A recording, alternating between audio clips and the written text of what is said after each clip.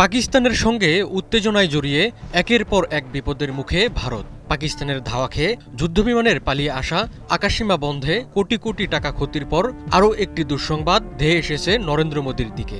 ভারত নিয়ন্ত্রিত জম্মু কাশ্মীরে নিহত হয়েছেন দেশটির সেনাবাহিনীর ৩ সৈন্য।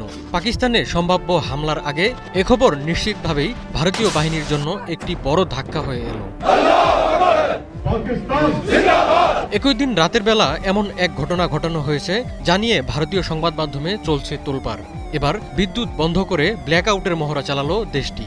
রোববার রাতে পাঞ্জাবের ফিরোজপুর ক্যান্টনমেন্ট এলাকায় বৈদ্যুতিক আলো বন্ধ রেখে চলে ব্ল্যাকআউটের মহড়া। সাধারণত যুদ্ধ চলাকালীন সময়ে বা যুদ্ধের প্রস্তুতি হিসেবে ব্ল্যাকআউট করা হয়। এলাকার সমস্ত আলো বন্ধ করে দেওয়া হয় যাতে শত্রুপক্ষের বিমান হামলা করতে না পারে। ঘরের আলো যাতে বাইরে থেকে দেখা না যায় সেদিকে বাসিন্দাদের নজর রাখতে বলা হয়।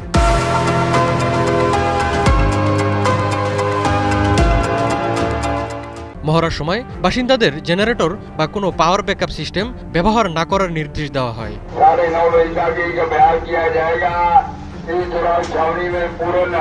ব্ল্যাকআউটের খবর ছড়িয়ে পড়ার সঙ্গে সঙ্গে সেনাবাহিনীর কাছাকাছি এলাকায় আতঙ্ক শুরু হয়। বাসিন্দারা রেশন এবং প্রয়োজনীয় জিনিসপত্র সংগ্রহ নিয়ে ছুটোছুটি শুরু করেন।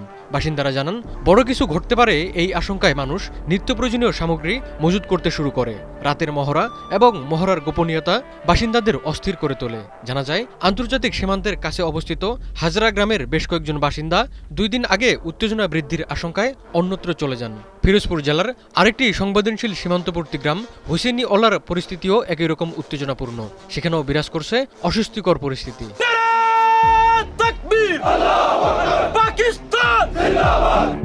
এদিকে ভারত নিয়ন্ত্রিত জম্মু ও কাশ্মীরের রামবান জেলায় দেশটির সেনাবাহিনীর একটি গাড়ি গভীর গিরিখাতে পড়ে অন্তত 3 সৈন্য নিহত হয়েছেন। রোববার স্থানীয় সময় সকাল 11:30টার দিকে দুর্ঘটনায় ওই সৈন্যরা প্রাণ হারান। সেনাবাহিনীর গাড়িবহরে থাকা গাড়িটি জম্মু থেকে ন্যাশনাল হাইওয়ে 44 ধরে শ্রীনগরের দিকে যাওয়ার সময় দুর্ঘটনার কবলে পড়ে। এক ভিডিওতে দেখা যায়, দুর্ঘটনার কবলে পড়া সেনাবাহিনীর গাড়িটি মহাসড়ক থেকে 700 ফুট গভীর গিরিখাতে পড়ে গেছে। সেখানে সৈন্যদের মৃতদেহ, গাড়ির ধ্বংসাবশেষ ও কিছু কাগজপত্র পড়ে থাকতে দেখা যায়। দুর্ঘটনার পরপরই ভারতীয় সেনাবাহিনী, জম্মু ও কাশ্মীর পুলিশ, রাজ্য দুর্যোগ মোকাবেলা বাহিনী এবং স্থানীয় স্বেচ্ছাসেবীরা উদ্ধার অভিযান শুরু করে।